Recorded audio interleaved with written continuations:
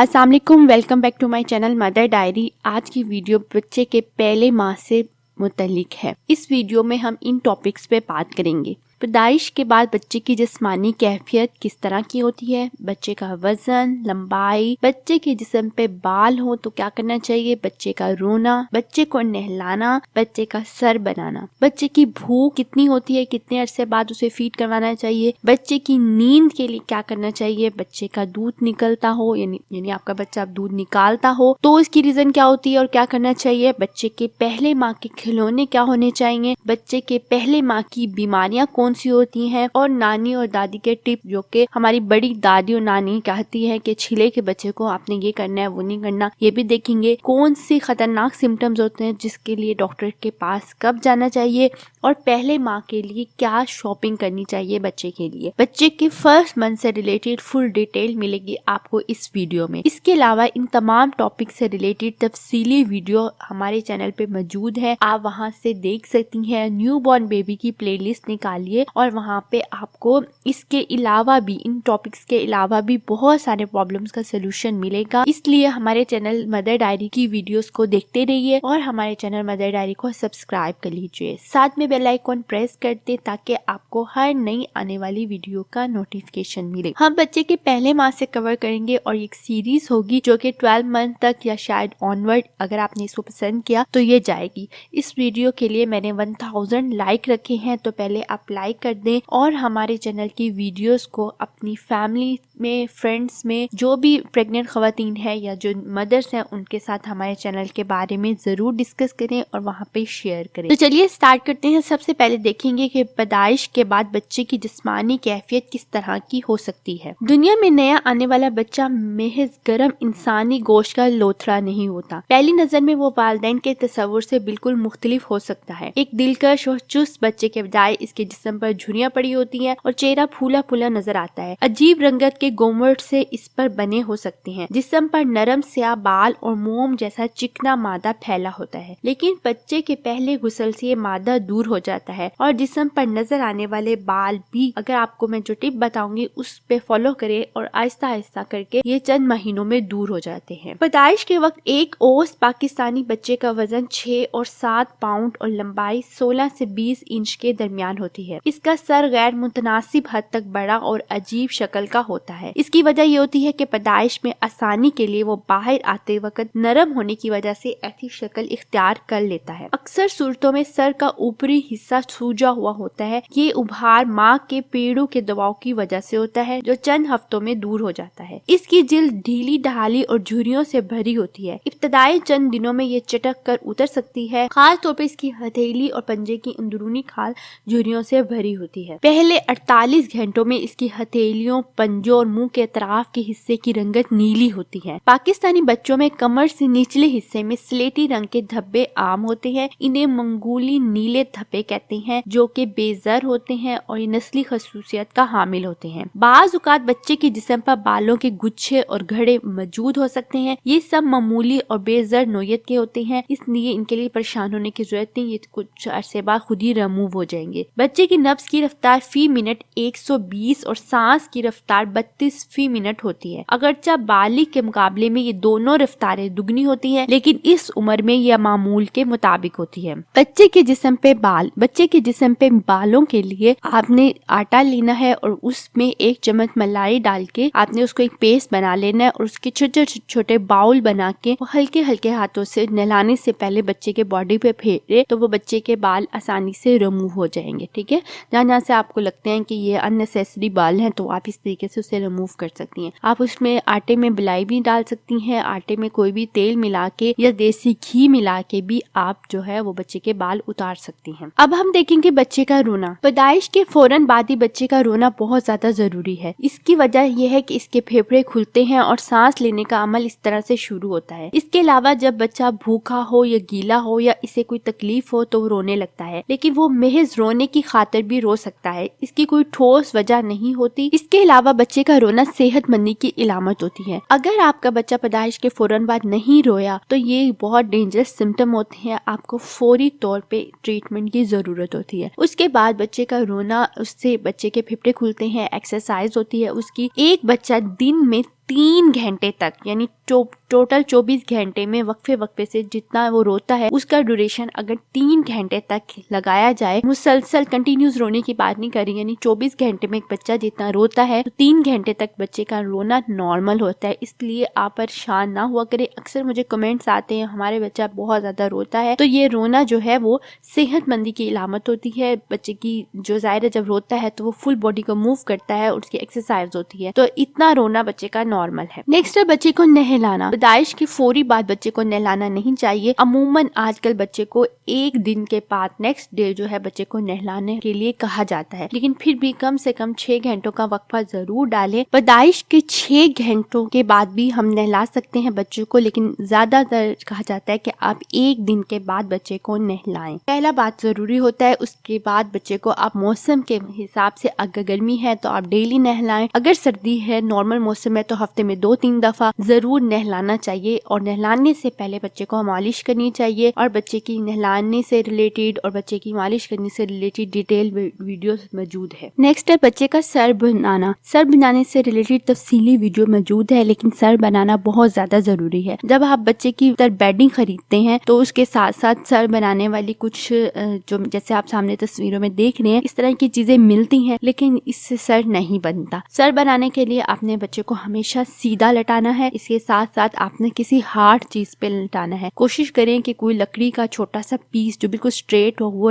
ले और इस बच्चे के सर के नीचे रखें। इससे बच्चे का सर बहुत जल्दी बनता है। इसके साथ साथ बच्चे की गर्दन को लंबी करने के लिए गर्दन के नीचे भी एक छोटा कपड़ा ले, उसके दोनों साइडों पे घेरा लगाएं, जो बच्चे का गर्दन है वहां पे रखें और जब भी लटाएं बच्चे को सीधा लटाएं। इससे बच्चे का सर बनता है। इसके साथ साथ जब भी गोद में बच्चे को दूध पिलाने के लिए लें तो हाथ की हथेली से बच्चे का फोरहेड यानी माथा है वो दबाएं, क्योंकि माथा भी दबा हुआ होना चाहिए और सर भी बना होना चाहिए। इससे बच्चा जो है बच्चे का सर सही बना हो तो बच्चा प्यारा बच्चे का सर अगर सही से बना हो तो वो देखने में बहुत प्यारा लगता है और उसकी शख्सियत जो है वो बहुत प्यारी लगती है। तो सर बनाने पे खास ध्यान दे। नेक्स्ट है बच्चे की भूख। बच्चा सारा दिन सोया रहता है, इसलिए ऐसा नहीं है कि बच्चा जब रोए तो ही आप उसे फीड करवाएं। बच्चे को पहला माँ का दूध देना बहुत ज्यादा जरूरी है। उससे बच्चे की आंतें जो है वो साफ होती हैं और बच्चा जो है हेल्दी होता है। माँ का दूध बेहतरीन ग़िज़ा है। माँ के दूध से रिलेटेड पूरी प्लेलिस्ट मौजूद है। अगर आपको बच्चे को दूध पिलाने से मुतालिक कोई भी परेशानी होती है तो आप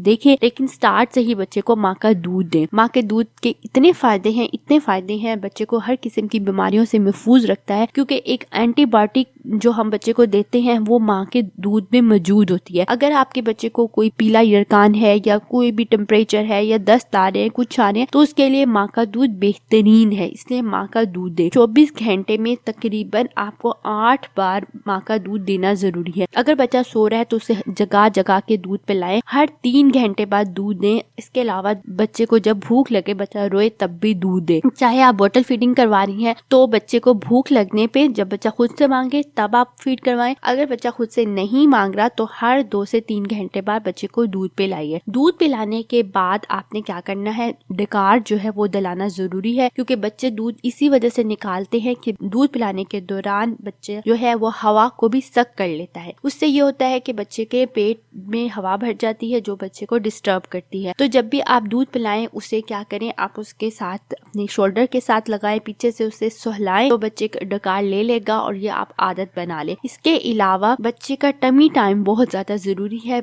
शुरू में पहले दिन के बच्चे को भी आप थोड़ी देर के लिए 1 से 2 मिनट के लिए बच्चे को उल्टा लटाएं। उल्टा लटाना तब लटाना है जब बच्चे को आप डायपर चेंज करवा रही हो, तो उसके बाद आप बच्चे को उल्टा लटा सकती हैं, लेकिन फीड करवाने के बाद फौरी बाद आप बच्चे को उल्टा मत लटाएं। दिन में 2 से 3 बार आप बच्चे को टमी टाइम जरूर दें। इससे क्या होता है, बच्चे के नेक के और शोल्डर के मसल स्ट्रॉन्ग होते हैं और इन फ्यूचर जब 2 से 3 माह आगे आने वाली वीडियोस में मैं आपको बताऊंगी कि इससे बच्चा क्रॉलिंग करना कैसे सीखता है। बच्चे के पेट से जो है हवा है वो भी रिड्यूस होती है। इसके अलावा बच्चा बहुत ज्यादा रिलैक्स रहता है। तो टमी टाइम बहुत ज्यादा जरूरी है। बच्चे की मालिश करना बहुत जरूरी है। बच्चे को एक्सरसाइज इस तरीके से करवाएं कि बच्चे की दोनों टांगे पकड़ के उसे साइकिलिंग के अंदाज में चलाए। इससे बच्चे की पेट में अगर हवा है तो हवा भी पास हो जाएगी और बच्चा रिलैक्स रहेगा। बच्चे के मसल वगैरह काफी स्ट्रॉन्ग होंगे। अब आती है बच्चे की नींद। पहले माह का बच्चा 14 से 17 घंटे तक सो सकता है, इसलिए उसकी नींद की वजह से परेशान ना हो कि बच्चा बहुत ज्यादा सो रहा है। ज्यादा सोने ہونا اچھا ہوتا ہے بچے کے لیے۔ اس کے علاوہ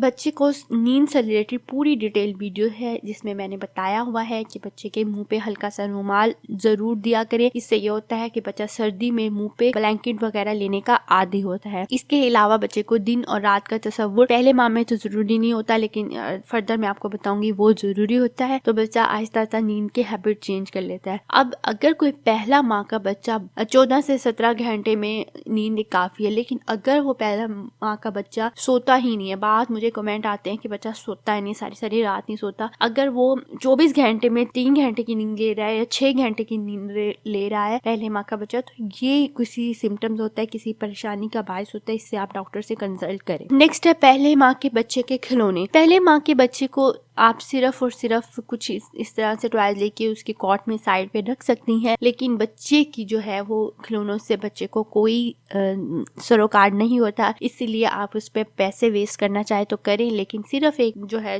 بچے کو جھلانے کے لیے وہ ایک چھنچنا ملتا ہے، رینٹلز کہتے ہیں، اگر آپ رینٹل سیٹ لینا چاہتی ہیں تو وہ لے سکتی ہیں۔ اس کے علاوہ ادر ٹوائز لینے کی ضرورت نہیں ہے کیونکہ بچے کا کوئی جو ہے فرق نہیں پڑتا۔ نیکسٹ آتا ہے پہلے ماہ کے بچے کی بیماریاں۔ اب بیماریوں میں سب سے پہلی بیماری ایک ہے بخار، ٹمپریچر۔ اگر بچے کو ٹمپریچر ہے تو آپ پیناڈول دیں۔ اگر بچہ تھکا ہوا، بچہ بہت زیادہ رو رہا ہے، اگر آپ کسی سفر سے آئی ہیں یا کسی جگہ سے ہو کے آئی ہیں جہاں پہ آپ نے خود بہت زیادہ ڈسٹینس طے کیا ہے، ایک جگہ سے دوسری جگہ گئی ہیں، تو بچہ تھک جاتا ہے۔ اگر بچہ بلا وجہ بہت زیادہ رو رہا ہے، اس کا ٹمپریچر چیک کریں، اگر آپ کو فیل ہوتا ہے تو آپ صرف جسٹ پیناڈول دیں اور ماں کا دودھ دیں، اس سے ہی آپ کا بچہ خود بخود ٹھیک ہو جائے گا۔ بچے کے کپڑے تھوڑے سے کم کر دیں، اگر سردی ہے تو کم کر دیں، اس سے ٹمپریچر ٹھیک ہو جائے گا۔ ٹمپریچر کو مانیٹر کرنا ضروری ہے، اگر بہت سویر قسم کا ٹمپریچر ہے تو آپ ڈاکٹر سے کنسلٹ کریں۔ نمبر 2، بچے کو دست لگنا یا کانسٹیپیشن کا مسئلہ۔ اگر مدر فیڈ ہے تو بچے کی روٹین آپ کو جج کرنی پڑے گی۔ بعض بچے کئی دن تک اسٹول پاس نہیں کرتے تو یہ نارمل ہے، اس کے لیے پریشان نہ ہو، اسے یہ نہ سمجھے کہ میرے بچے کو کانسٹیپیشن ہو گیا، ماں کے دودھ ہے تو وہ ہو سکتی ہے۔ بعض بچے ایک دن میں کئی دفعہ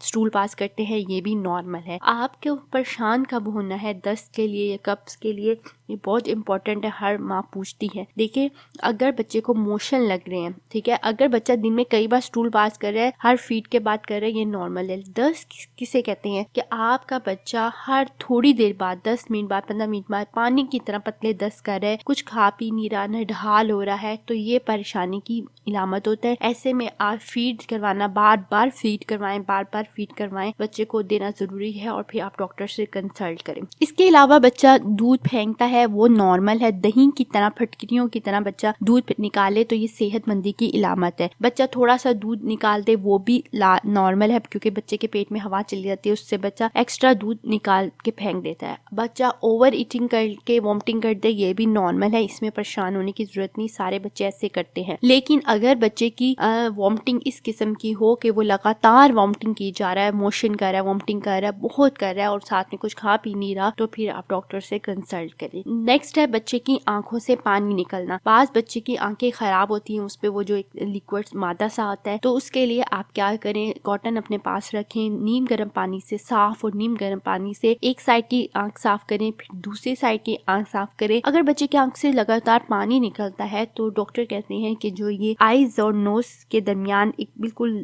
ٹپ ہوتی ہے، جو بالکل کونا ہے، وہاں پہ دونوں سائڈ پہ وہاں پہ ایک رگ ہوتی ہے، اگر وہ کلوز ہو جائے تو پھر بچے کی آنکھوں سے پانی نکلتا ہے۔ اس کے لیے آپ اپنی چھوٹی انگلی جو ہے، فنگر ہے، اس کے ٹپ لے کے اس سے تھوڑا تھوڑا کر کے وہاں سے آپ پریس کریں، اوپر سے لے کے نیچے کی طرف، تو اس سے ڈیلی ایسے کرنے سے وہ جو رگ ہے جو بند ہوتی ہے، کلوز ہوتے ہے، کیا ہوتا ہے کہ پانی جو ہے وہاں سے جانے کے بجائے آنکھوں کے راستے نکلنا شروع ہو جاتا ہے، تو وہ اوپن ہو جاتی ہے اور وہ بچے کی آنکھ سے پانی کا پرابلم سالو ہو جاتا ہے۔ اس کے علاوہ اگر آپ کے بچے کو گیس ہے جس کی وجہ سے بچہ پریشان ہے تو آپ اسے کولک ڈراپس دے سکتی ہیں، بچے کو ڈکار دلائیں، ٹمی ٹائم کروائیں، بچے کے پاؤں ٹانگیں پکڑ کے ایکسرسائز کروائیں، بچے کی پیٹ کی مالش کریں، اگر پیٹ میں درد ہے تو پیٹ میں درد سے ریلیٹڈ ویڈیو ہے آپ وہ دیکھیں، مالش سے ریلیٹڈ ویڈیو ہے وہ دیکھیں، آپ ایکسرسائز کروائیں تو گیس جو ہے وہ پاس ہو جائے گی، بچہ نارمل ہو جائے گا۔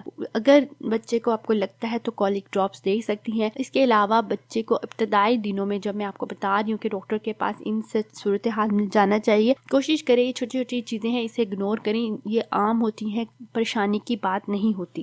دوسری بات یہ ہے کہ نومولود بچہ دیکھ بھی سکتا ہے اور سن بھی سکتا ہے، لیکن اس کی نظر کی حد محدود ہوتی ہے، اس لیے 8 انچ فاصلے تک یہ چیز اچھی طرح دیکھ سکتا ہے۔ یہی وجہ ہے کہ وہ اپنی ماں کے چہرے کو پہچاننا شروع ہو جاتا ہے۔ اس کے علاوہ بچے کی جو سینسز ہیں وہ ڈیولپ ہونا شروع ہوتی ہے۔ شروع کا بچہ، اسٹارٹ کا بچہ چیزیں گرنے کی آواز سے نہیں جاگتا نہ روتا ہے، کیونکہ وہ اس کی سینسز اتنی ڈیولپ نہیں ہوتی، لیکن بچہ جو ہے اپنے ماں کی دودھ کی خوشبو کو پہچاننا شروع کر دیتا ہے، ماں کی گود کے جو ٹچ ہے، لمس ہے، یا ماں کے ہاتھوں کا لمس ہے، اسے پہچاننا شروع ہو جائے گا۔ کیونکہ میں نے دیکھا ہے میری بیٹی بھی ایسی کرتی ہے، جب وہ جیسے بہت زیادہ رو رہی ہو، ابھی میں اسے اٹھاؤں گی ہی نا، ابھی میں فیڈ بھی نہیں کروانا اسٹارٹ کروں گی، اٹھاؤں گی ہی تو وہ کیا کرتی ہے، چپ ہو جاتی ہے۔ تو اس لیے آپ جو ہے اس کے بارے میں پریشان نہ ہو۔ ابتدائی طور پہ بچے جو ہے اپنی مٹھیاں ہیں وہ بند رکھتے ہیں، یعنی مٹھی ہے اسے بند رکھتے ہیں اور وہ سمٹے رہتے ہیں، تو بچے کو لپیٹ کے رکھنا چاہیے، سویڈل کرنا چاہیے، اور بچے کو کیسے لپیٹنا چاہیے اس سے ریلیٹڈ بھی ہماری ویڈیو ہے، آپ وہ دیکھیں کہ بچے کو لپیٹنے سے کہتے ہیں کہ ماں جو کہ جیسے سمجھے کہ ماں کی گود میں بچہ ہے، اس طریقے سے ضروری ہے۔ اب ہم بات کرتے ہیں نانی اور دادی کے ٹپس سے ریلیٹڈ۔ اب یہ کوئی تہمات ہیں یا کیا ہے، لیکن بڑی خواتین کہتی ہیں چھلے کے بچے کے ساتھ کوئی نہ کوئی کینچی، چھری، اس ٹائپ کی چیز رکھنی چاہیے، کیونکہ بچے کے اوپر کوئی ہوائی چیزیں ہوتی ہیں، وہ بچہ چھلے کے بچے یا ماں جو ہے اس کے بھی اکیلے نہیں رہنا چاہیے، نہ ماں کو اکیلے رکھنا چاہیے نہ بچے کو رکھنا چاہیے۔ تو یہ ایک نانی اور دادی کی بات ہے، اگر آپ چاہیں تو فالو کریں۔ ڈاکٹر جو ہوتے ہیں وہ ان چیزوں کو نہیں کنسیڈر کرتے، لیکن ہم سمجھتے ہیں، میں جو ذاتی طور پہ اپنی بڑی جو مائیں ہیں ان کی باتوں کو فالو کرتی ہوں، تو آپ اگر کرنا چاہیں تو کر سکتی ہیں، نہیں تو نہیں کریں۔ اس کے علاوہ سر بنانے کے لیے ایک اور ٹپ بتاتے ہیں، اگر کنگھی کے بال ایک بیگ میں جمع کرتے رہیں تو وہ شاپر میں ڈال کے، چھوٹا سا بیگ نہیں، شاپر میں ڈال کے بچے کا سر اس کے اوپر رکھیں، اس کے بعد اس سے پسینہ آئے گا تو بچے کے سر کو دبائیں، تو وہ بھی ایک اچھا ٹپ ہے کہ جس سے بچے کا سر آسانی سے بن سکتا ہے۔ اس کے علاوہ جو سر بنانے سے ریلیٹڈ بھی وہ کہتی ہیں کہ بچے کو اوپر چاولوں کی تھیلی بنا کے رکھنی چاہیے، ماتھے پہ پوٹلی بنانی چاہیے، وہ میں نے سر بنانے والی ویڈیو میں بتایا ہوا ہے۔ ڈاکٹر اس کے علاوہ یہ کہتی ہیں کہ جہاں پہ بچے کی چارپائی ہے اس کے ارد گرد جو ہے وہ کیا کرنی چاہیے، پاؤڈر چھڑکنا چاہیے۔ اس سے یہ ہوتا ہے کہ بچے کا جسم جو ہے ابتدائی 2-4 دنوں میں بچے کا جو جسم ہے وہ کچا ہوتا ہے، تو چونٹیاں جو ہے وہ بہت زیادہ چڑھ جاتی ہیں۔ یہ بھی ہماری نانی اور دادی کے ٹپس ہیں کہ وہ بچے کا کچا جسم ہوتا ہے تو اس وجہ سے چونٹیاں بہت پائی جاتی ہیں، تو اگر سائڈوں پہ پاؤڈر چھڑکا ہو تو اس سے وہ چونٹیاں نہیں جاتی۔ اس کے علاوہ سرما ڈالنا،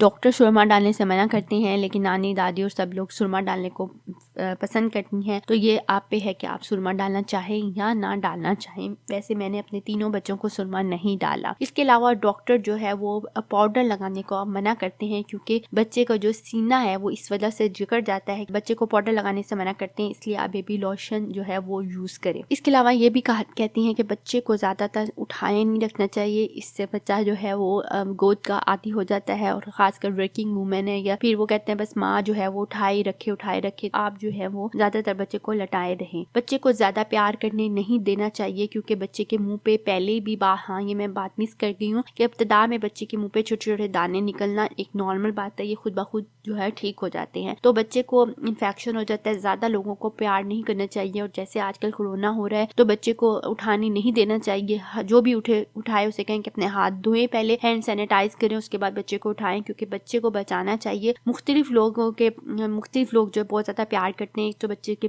فیس پہ دانے نکل سکتے ہیں اور بچے کو ڈفرینٹ قسم کے انفیکشن ہو سکتے ہیں۔ اس کے علاوہ ڈائپر، میرا مس سو کیا ہے، ڈائپر جو ہے وہ بچے کو 5 سے 6 بار جو ہے ڈیلی چینج کروانا چاہیے۔ ڈائپر سے ریلیٹڈ بھی ہماری ویڈیو ہے، اگر ڈائپر ریش ہو جائے ڈاکٹر کے پاس کب جانا چاہیے۔ اگر آپ کا بچہ ابتدا سے ہی رویا نہیں، ڈاکٹر کے پاس جائیں۔ اگر آپ کا بچہ بالکل بے سدھ ہے، کچھ بھی فیل نہیں کر رہا، کئی گھنٹے گزرنے کے باوجود، ہر طرح کی کوشش کرنے کے باوجود بھی وہ فیل نہیں کر رہا، تو آپ کو ڈاکٹر کے پاس جائیں۔ اگر بچے کو بہت زیادہ لوز موشن، بہت زیادہ وامٹنگ ہو رہی ہے اور وہ کچھ کھا پی نہیں رہا، تو آپ ڈاکٹر کے پاس جائیے۔ اس کے ساتھ ساتھ اگر آپ کا بچہ بالکل بے سدھ لیٹا رہتا ہے، کسی قسم کی موومنٹ نہیں کرتا، بہت دیر تک موومنٹ نہیں کرتا، یعنی کہ کچھ بھی، آخر جب بچہ اٹھتا ہے تو بچہ روتا ہے، وہ رو بھی نہ، بے سدھ لیٹا ہو، تو بھی آپ کو ڈاکٹر سے کنسلٹ کرنا چاہیے۔ ایک اور چیز ہوتی ہے کریڈل کیپ، یہ میں یہاں پہ لکھنا بھول گئی، کریڈل کیپ کہتے ہیں کہ بچے کے سر کے اوپر خشکی سی ہوتی ہے، جیسی بچہ ہوتا ہے تو وہ خشکی سی ہوتی ہے، تو یہ بھی نارمل ہوتا ہے، یہ وقت کے ساتھ ساتھ ٹھیک ہو جاتا ہے۔ اس کے علاوہ ایک ہوتا ہے ہر بچے کی کھوپڑی کا وسطی حصہ نرم ہوتا ہے، اسے تالو کہتے ہیں۔ کھوپڑی کی چمڑے کی اس نرمی سے دماغ کو بڑھنے میں سہولت رہتی ہے، پھر اس کی لچک سے دماغ کو دھکا یا دھچکا بھی نہیں لگتا۔ یہ حصہ 18 ماہ تک نرم رہتا ہے، اس وقت تک دماغ تیز رفتاری سے مکمل ہو جاتا ہے، اس لیے اس کے بارے میں پریشان ہونا نہیں چاہیے۔ بچے کی نال یا عموماً دوسرے ہفتے تک سوکھ کے جھڑ جاتی ہے یا پھر تیسرے ہفتے تک یقیناً الگ ہو جاتی ہے، اس لیے اسے صاف اور خشک رکھنا چاہیے، اس کے لیے بھی پریشان نہیں ہونا چاہیے۔ بچے کے وزن میں پہلے 5 ماہ کے دوران 20 گرام روزانہ کے حساب سے اضافہ ہوتا جا رہا ہے۔ اب کچھ مدرس مجھے کمنٹ کرتی ہیں ہمارا بچہ بہت کمزور ہے، بہت کمزور ہے۔ آپ بچے کو فیڈ کروائیں بس، اور بچہ نہلائیں دھلائیں مالش کریں، اس سے بچے کو بھوک لگے گی اور بچہ جو ہے وہ زیادہ فیڈ کرے گا تو آہستہ آہستہ بچہ ٹھیک ہو جائے گا۔ بعض بچے پیدائشی طور پہ کمزور ہوتے ہیں، بعض بچے ماں کے دودھ میں پھلاوٹ ہوتی ہے وہ پھول جاتے ہیں، تو وہ دیکھ کے ماں کو لگتا ہے کہ فلاں کا بچہ تو اتنا زیادہ ہو گیا، فلاں کا بچہ۔ کچھ لوگ اپنی مدرس کی یعنی جینیٹک بھی کچھ چیزیں آتی ہیں، تو بچے کی اتنے چھوٹے بچے کی ویٹ کے لیے اتنا پریشان نہ ہو۔ اگر بچہ صحیح سے دودھ پی رہا ہے، نیند لے رہا ہے، جاگ رہا ہے تو پھر بچہ نارمل ہے، آہستہ آہستہ بچہ ویٹ گین کر لے گا، اس لیے آپ اس بارے میں پریشان نہ ہو۔ بعض بچے شام کے ٹائم ویسے ہی رونا شروع ہو جاتے ہیں، اس کو کلنج یا بڑی آنت کا درد کہتے ہیں۔ یہ شام کا درد کلنج کہلاتا ہے، یہ کیفیت بھی چند ہفتوں میں ختم ہو جاتی ہے، اس لیے اس بارے میں بھی پریشان نہ ہوں۔ اب ہم بات کریں گے پہلے ماہ کے لیے کیا شاپنگ کرنی چاہیے۔ جیسے ہی بچہ پیدا ہوتا ہے یا جیسے ہی بچہ پیدا ہونے والا ہوتا ہے ہم بہت ساری شاپنگ کر لیتے ہیں، لیکن 0 سائز والے کپڑے اتنی جلدی چھوٹے ہوتے ہیں۔ میں نے بھی دعا کے لیے کپڑے خریدے تو وہ پہلے ماہ میں مشکل پورے آئے، اس کے بعد اس کا سائز چینج ہو گیا، تو بچہ جو ہے وہ چینج ہوتا ہے، اس لیے پہلے ماہ کے لیے میں تو آپ سے کہوں گی کہ آپ 0 سائز کے کپڑے بہت کم سیئیں۔ پہلے ماہ کے لیے پہلے ماہ کے لیے زیادہ کپڑے خریدنے نہیں چاہیے، کیونکہ بچہ زیادہ تر لپٹا رہتا ہے، تو کوشش کریں کہ وہ خود ہی کچھ موسم کے حساب سے کپڑے پرچیز کر لیں۔ کوشش کریں کہ آپ کپڑا لے کے سلائی کروا لیں، وہ سستا بھی پڑتا ہے، اور وہ جیسے بچے کا سائز چینج ہوتا ہے تو آپ کو فکر کرنے کی ضرورت نہیں، تو آپ وہ ہے زیادہ شاپنگ آپ کو بعد میں دوسرے تیسرے ماہ میں کرنی چاہیے، ٹھیک ہے۔ بچے کی پہلے ماہ کے بچے کے لیے زیادہ کپڑے فوراً سائز چینج ہوتا ہے، اس لیے نہیں خریدنے چاہیے۔ اس کے علاوہ بیبی کاٹ ہے، وہ کچھ پیرنٹ پیدائش کے فوراً بعد ہی خرید لیتے ہیں، لیکن بیبی کاٹ بھی آپ کو جب بچہ کرالنگ کرنا سٹارٹ کرتا ہے تب ضرورت پڑتی ہے۔ کیری کاٹ اگر آپ کی زیادہ ٹریولنگ کرتے ہیں تو آپ کیری کاٹ خریدنا چاہتے ہیں تو خرید لیں۔ بچے کی بیبی پروڈکٹس بہت زیادہ ایک ملتے ہیں، تو کوشش کریں وہ اچھے قسم کی کمپنی کے خریدیں، کیونکہ عام لوکل جو عام خریدتے ہیں وہ اس سے بچے کو اسکن ریش بھی ہو سکتا ہے، اسکن خراب بھی ہو سکتی ہے، تو آپ اس کو اوائڈ کریں۔ اچھی کمپنی کے بیبی پروڈکٹس خریدیں، جس میں بچے کا سوپ ہو گیا، بچے کا شیمپو ہو گیا، اور پاؤڈر جو ہے وہ ضرورت نہیں ہے خریدنے کی، لوشن آپ خرید سکتی ہیں جس سے بچے کو اچھا خوشبو آتی ہے۔ اس کے علاوہ بیبی باتھر خریدنا چاہیں تو آپ خرید سکتی ہیں، اگر آپ کے پاس کوئی نہلانے والا نہیں ہے تو بیبی باتھر جو ہے وہ ضروری ہے۔ ایک بیبی بیگ پرچیز کر سکتی ہیں، نیچے شیٹ ہوتی ہے بچے کی، جس میں آپ بچے کو تھوڑی دیر کے لیے ڈائپر کے فری کر کے تھوڑی دیر کے لیے چھوڑ دیں۔ اگر بچہ سٹول پاس کرتا ہے، یورین پاس کرتا ہے تو وہ ایزی ہیں، وہ آپ 4-5 خرید لیں، وہ آپ کو زیادہ چاہیے ہوتی ہیں، اس لیے آپ وہ 4-5 خرید لیں۔ ڈائپرز آپ کو لینے پڑیں گے، اس کے ساتھ ساتھ بیبی پروڈکٹ، بچے کے موسم کے حساب سے کپڑے، سویڈل کرنے والے کپڑے زیادہ لینے چاہیے، نیچے بچھانے والی بچھونیاں یہ جو شیٹ ہے وہ آپ کو زیادہ لینی چاہیے۔ جیسے ہی بچہ پہلا ماہ ختم ہوگا تو بچہ غیر ارادی طور پہ کبھی اپنا سر ایک طرف اور دوسری طرف کر سکتا ہے۔ اگر کوئی چیز چبھوئی جائے تو اسے اپنا سر گھما سکتا ہے۔ اگر بچے کے منہ پہ کوئی چیز ڈالی جائے یا چٹکی کاٹی جائے تو وہ اپنے جسم کو کھینچ لے گا۔ اگر اس کے چہرے پہ کپڑا ڈال دیں تو وہ ہاتھ ہلا کر اور سر گھما کر اسے ہٹانے کی کوشش کرے گا، مطلب اگر وہ جاگ رہا ہو تو۔ کے علاوہ وہ نرم و مدھم انسانی آوازیں سن کر وہ مثبت رد عمل دے سکتا ہے، اور کرخت اور سخت آواز پر وہ اپنی تکلیف اور حیرت کا اظہار بھی کر سکتا ہے۔ نومولود اپنی مٹھی کو بند رکھتے ہیں اور پہلے مہینے تک زیادہ تر بند ہی رکھیں گے۔ ان کے ہاتھ جو ہیں تو نہلاتے وقت ان کے ہاتھوں کو کھول کے ان کی فنگرز کی اراؤنڈ میں میل جمع ہو جاتی ہے، اس کو صاف کریں۔ پاؤں کو بھی کھول کے خود سے فنگرز کو صاف کرنے کی ضرورت ہوتی ہے۔ بچے کے نیل جو ہوتے ہیں وہ بار بار کاٹنے کی ضرورت پڑتی ہے، بہت جلدی بڑے ہو جاتے ہیں، اس لیے آپ نیل فائلر جو ہے وہ بھی شاپنگ کی لسٹ میں ایڈ کر لیں۔ نیل جو ہے کٹر، بیبی نیل کٹر کو ضرور لیں۔ اس کے علاوہ بوٹل فیڈنگ کرواتی ہیں تو پھر آپ کو بوٹل کی ضرورت ہے، اور بوٹل کو واش کرنے کے لیے برش کی بھی ضرورت ہوتی ہے۔ نومولود زیادہ تر